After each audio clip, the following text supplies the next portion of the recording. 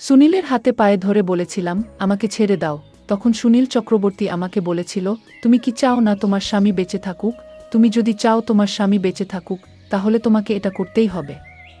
স্বামী বাধ্য হয়ে সেদিন রাতের বেলা আমাকে তার বন্ধুর হাতে সঁপে দিয়েছিল। তারপর স্বামীর বন্ধু সারারাত ধরে আমার সাথে যা করেছিল তা শুনলে আমি গ্যারান্টি দিয়ে বলতে পারি, তোমাদের মাথাটা গরম করে দিবে। আমার নাম কবিতা। প্রতিদিন রাতে আমার স্বামীর বন্ধু আমার ঘরের ভিতর ঢুকে আমার স্বামীর চোখের সামনে অর্ধেক অর্ধেক কথাটা বলার পরে আমার সাথে ঘনিষ্ঠ সম্পর্ক করত, আর আমি কেঁদে যেতাম, কিন্তু কিছু করতে পারতাম না। আমার স্বামী আমাকে অনেক ভালোবাসত। আমরা দুইজন নিজের সংসারে খুব সুখে ছিলাম। একদিন হঠাৎ করে আমার স্বামীর প্রিয় বন্ধু আমাদের ঘরের ভিতর ঢুকে পড়ল। তারপর আমার স্বামীকে বলল, তোর বউয়ের উপর তো আমার অধিকার আছে, তাই আজ রাতে তোর বউয়ের সঙ্গে আমি থাকব। আমার স্বামী তার বন্ধুর মুখ থেকে এই কথা শোনার পরে যখন আপত্তি জানাল, তখন আমার স্বামীর বন্ধু বলল, মনে আছে তো, অর্ধেক অর্ধেক তো সব কিছু আমার। তারপর আমার স্বামী তার বন্ধুর মুখ থেকে অর্ধেক অর্ধেক কথা শোনার পরে আমাকে তার বন্ধুর হাতে সঁপে দিল এবং রুম থেকে মাথা নিচু করে বাইরে চলে গেল। আমার স্বামী যখন চোখের জল ফেলতে ফেলতে অসহায় হয়ে রুম থেকে বাইরে বের হলো, তখন আমি তার বন্ধুর হাতে পায়ে ধরে বললাম, দয়া করে আমার মানসম্মান নষ্ট করবেন না। তুমি এটা পাপ করছো। আমি তোমার বন্ধুর স্ত্রী। আমি তোমার বন্ধুকে মন প্রাণ দিয়ে ভালোবাসি। আমাকে ছেড়ে দাও। কিন্তু ওই শয়তান আমার একটাও শুনেননি।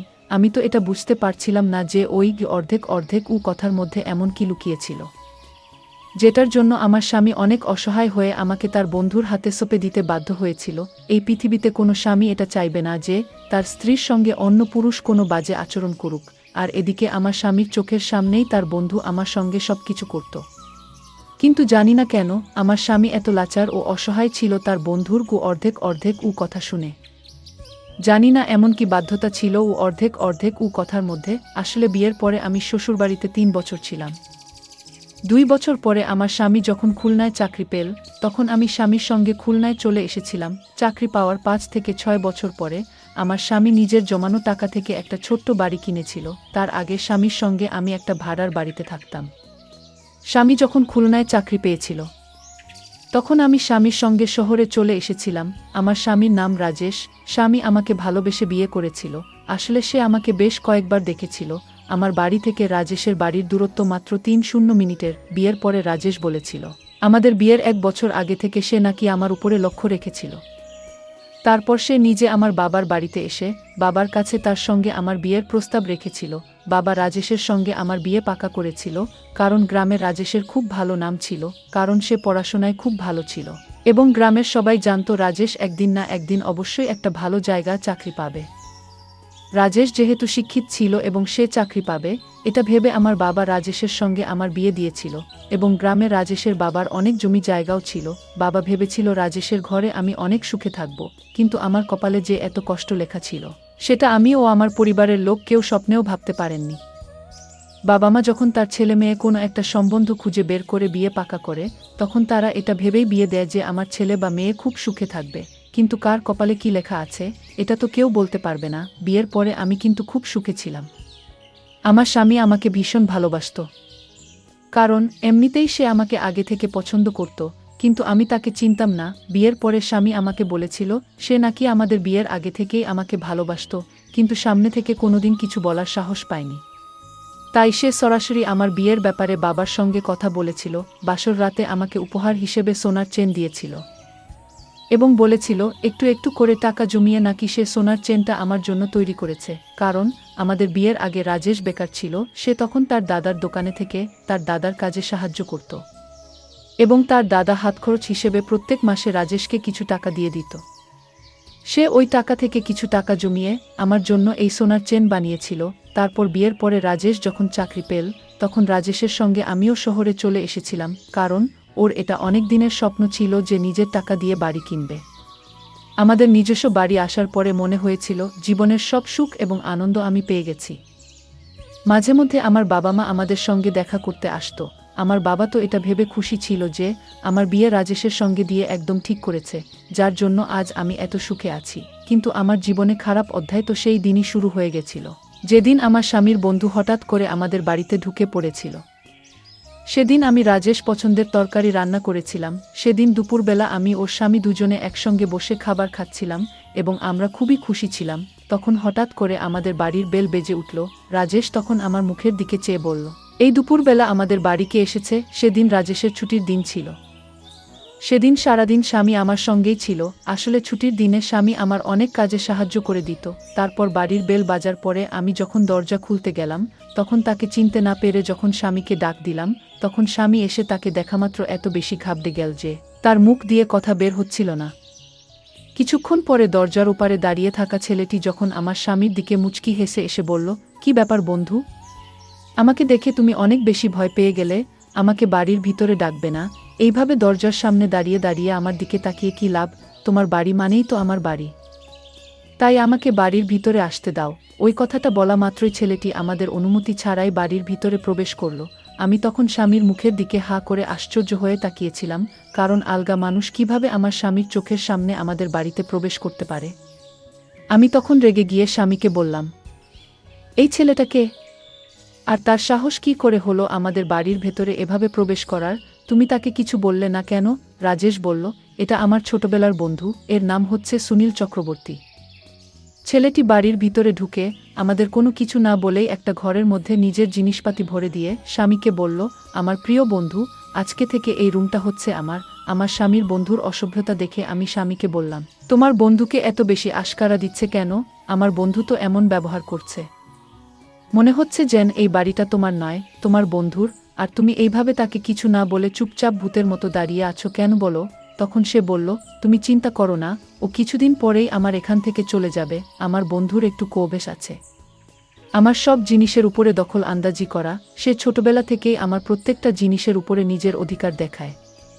আসলে ছোটবেলা থেকে আমি তাকে নিজের ভাইয়ের মতো ভালোবাসতাম, কারণ আমার মতো তারও বাবা মা অনেক আগেই মারা গেছিল, তাই আমি তাকে নিজের ভাইয়ের মতোই অনেক ভালোবাসতাম। স্বামীর বন্ধুর ব্যবহার দেখে আমাদের তো দুপুরের খাবার দাবার উঠে গিয়েছিল।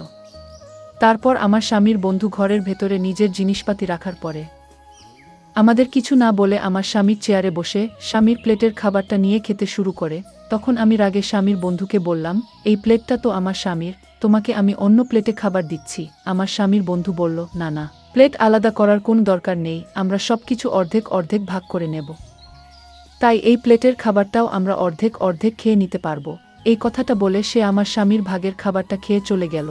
আমি তো হাঁ করে আশ্চর্য হয়ে স্বামীর মুখের দিকে তাকিয়েছিলাম, কারণ এত অসভ্যতা করতে আমার জীবনে আমি কাউকে দেখিনি। জানি না আমার স্বামী কি কারণে তার বন্ধুকে এত বেশি আশকারা দিচ্ছিল। প্রথমে তো মনে হয়েছিল আমার স্বামী তার বন্ধুকে আশকারা দিচ্ছে, কিন্তু যতদিন যাচ্ছিল আমি বুঝতে পারছিলাম আমার স্বামী তার বন্ধুকে আশকারা নয়, সে পুরো চার ও অসহায় হয়ে তার বন্ধুর সব কথা বাধ্য হয়ে মানছিল।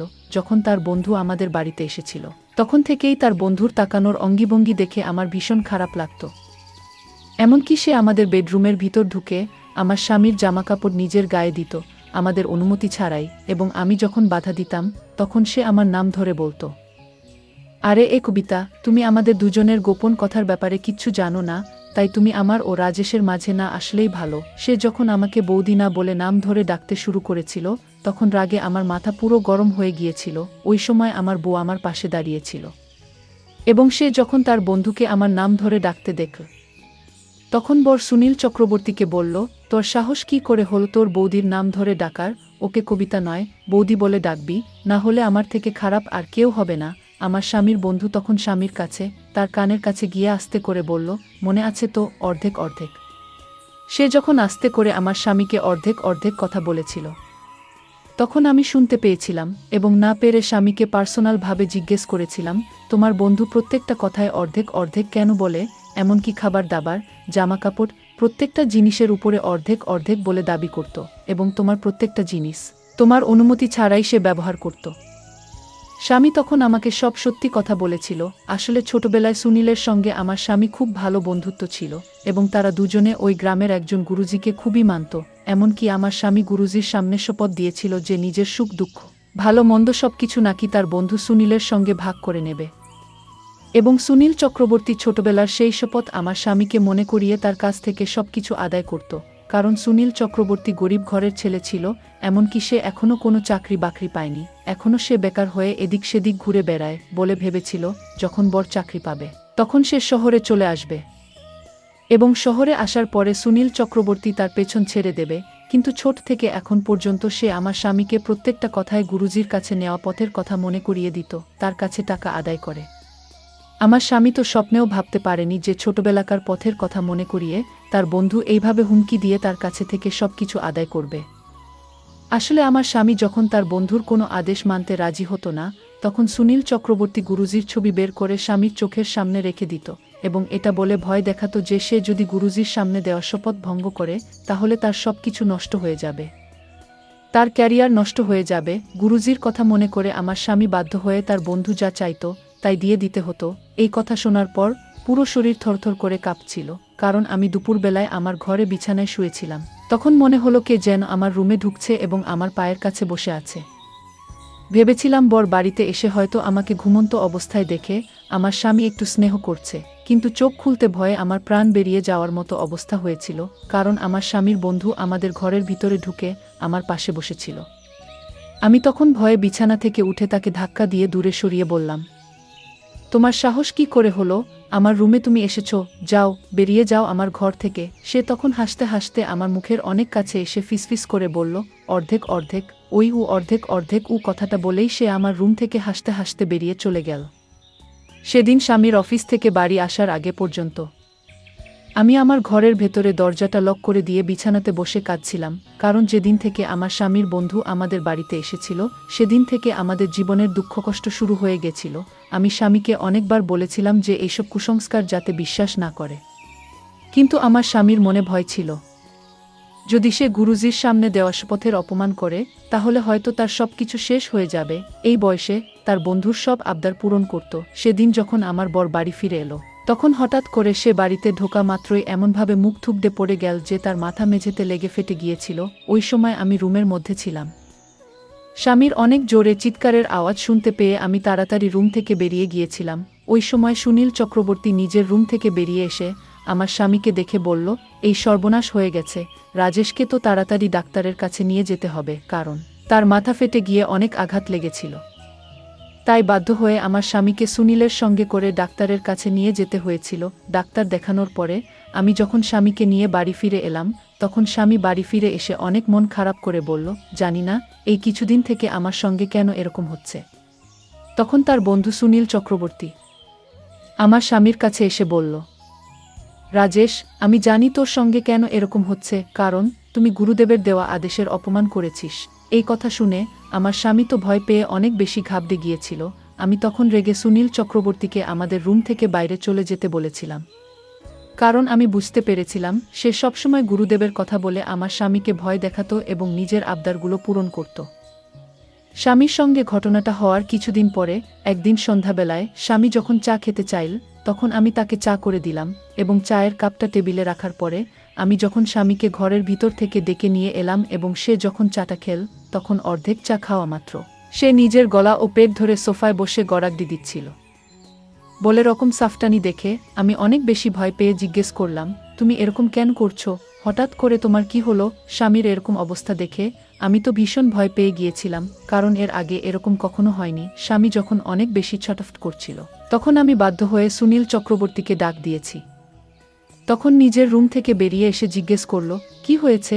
তখন আমি বললাম, তোমার বন্ধুর হঠাৎ করে শরীর খারাপ হয়ে গেছে, জানি না কি হয়েছে, তাকে এক্ষুনি ডাক্তারের কাছে নিয়ে যেতে হবে, তুমি আমার সাহায্য করো। সেদিন আবার তাড়াতাড়ি করে স্বামীকে ডাক্তারের কাছে নিয়ে যেতে হয়েছিল। ডাক্তার দেখানোর পরে জানতে পারলাম কিছু বিষাক্ত জিনিসের জন্য তার গলা ও পেট অনেক জ্বালা করছিল। স্বামীর বারবার এরকম অবস্থা দেখে আমিও নিজের কথা বিশ্বাস করতে লাগলাম। প্রথমে আমি ভাবতাম স্বামীর সঙ্গে যা হচ্ছে সেগুলো সব হয়তো ষড়যন্ত্র, কিন্তু বারবার একটা মানুষের সঙ্গে কাকতালীয় কিভাবে হতে পারে? ঠিক ওই সময় সুনীল চক্রবর্তী আমাকে বলল, এগুলো সব গুরুজির আদেশের অপমান করার ফল, তোমরা ভোগ করছো। যতদিন গুরুদের কাছে নেওয়া শপথের পালন করবে না ততদিন তোমাদের জীবনে এরকম দুর্ঘটনা ঘটবে। সুনীলের কথা শোনার পরে আমার স্বামী বলছিল, তাহলে আমাকে কি করতে হবে? কারণ আমি আর এইভাবে ভয়ে ভয়ে বাঁচতে পারবো না। আমার কবিতার সুখের সংসারে শান্তি ফিরিয়ে আনার জন্য যা করতে হয় আমি করব। তখন সুনীল চক্রবর্তী মুচকি হেসে বলল, একটাই উপায় আছে, সেটা হচ্ছে অর্ধেক অর্ধেক। তুই যে শপথ গুরুজির কাছে নিয়েছিলি সেটা পালন করতে হবে, তবে তুই এই শান্তি ফিরে পাবে। তার সুস্থ হওয়ার পরে আমার স্বামী তার সম্পত্তি, বাড়িঘর সবকিছু তার বন্ধু ও নিজের নামে অর্ধেক অর্ধেক করেছিল। এদিকে আমি স্বামীকে এই কথাটা বলিনি যে তার বন্ধু প্রত্যেক দিন আমার ঘরে এসে আমার সঙ্গে নোংরামি করার চেষ্টা করে। কারণ আমি যখন প্রথমে আমার স্বামীকে সুনীলের ব্যাপারে বলেছিলাম যে তার বন্ধু মোটেই ভালো মানুষ নয়, সে আমার উপরে নোংরা নজর দিয়েছে, তখন আমার স্বামী আমার কথার অত গুরুত্ব দেয়নি। কারণ আমার স্বামী নিজেও ভাবতে পারেনি যে তার বন্ধু আমার সঙ্গে এত খারাপ আচরণ করতে পারে। সেই সময় যদি আমার স্বামী নিজের মনে একটু সাহস করে সুনীল চক্রবর্তীকে ঘর থেকে বের করে দিত, তাহলে আমাদের আজ এত খারাপ অবস্থা হতো না। কিন্তু আমার স্বামী গুরুজির উপর এত বেশি অন্ধবিশ্বাস করেছিল যে সে ভয় পেয়ে নিজের সবকিছু ত্যাগ করতে রাজি হয়ে গেছিল। আমার বোনের উপর দিয়ে ওই সময় অনেক বেশি দুর্যোগ যাচ্ছিল।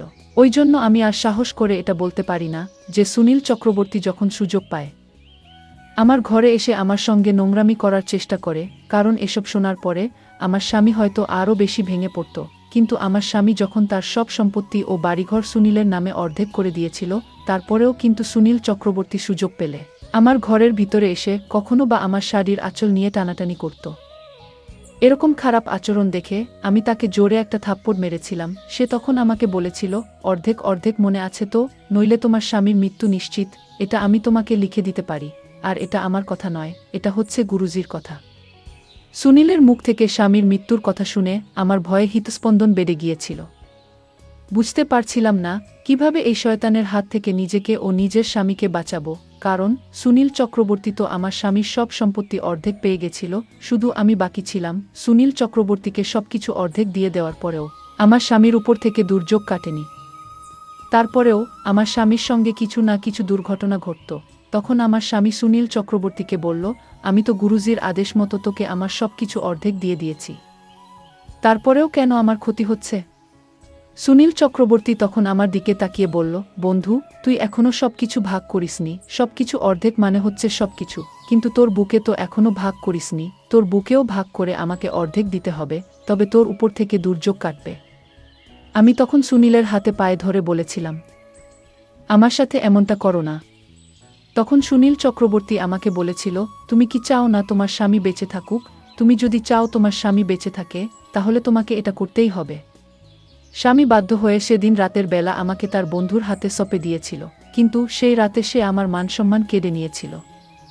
পরদিন সুনীল তার বুকে ফোন করে বলল, আমি রাজেশের সব অর্ধেক পেয়ে গেছি। তার সম্পত্তির দলিল অর্ধেক আমার নামে দিয়েছে। জানো বউ, এগুলো আমার সব ষড়যন্ত্র। আসলে এখানে গুরুজির কোনো হাত নেই। এই কথা আমার স্বামী শুনে ফেল। তারপর সুনীলকে ইচ্ছামতো পেটালো, তুই আমার সব কেড়ে নিয়েছিস। তুই আমার বন্ধু হয়ে শত্রুর মতো আচরণ করেছিস। আমি আজ তোকে মেরে ফেলব। সুনীল তখন আমার স্বামীর পা ধরে ক্ষমা চাইল, কিন্তু আমরা তাকে ক্ষমা করলাম না। ওই শয়তানকে আমরা পুলিশে ধরিয়ে দিলাম। বন্ধুরা, তোমাদের জন্য খুব কষ্ট করে গল্প তৈরি করি। যদি আমার গল্পগুলো তোমাদের ভালো লাগে, তাহলে ভিডিওতে একটি লাইক করে দিও। আর এরকম মজার মজার গল্প পেতে আমাদের চ্যানেলটি সাবস্ক্রাইব করে পাশে থাকবেন। ধন্যবাদ।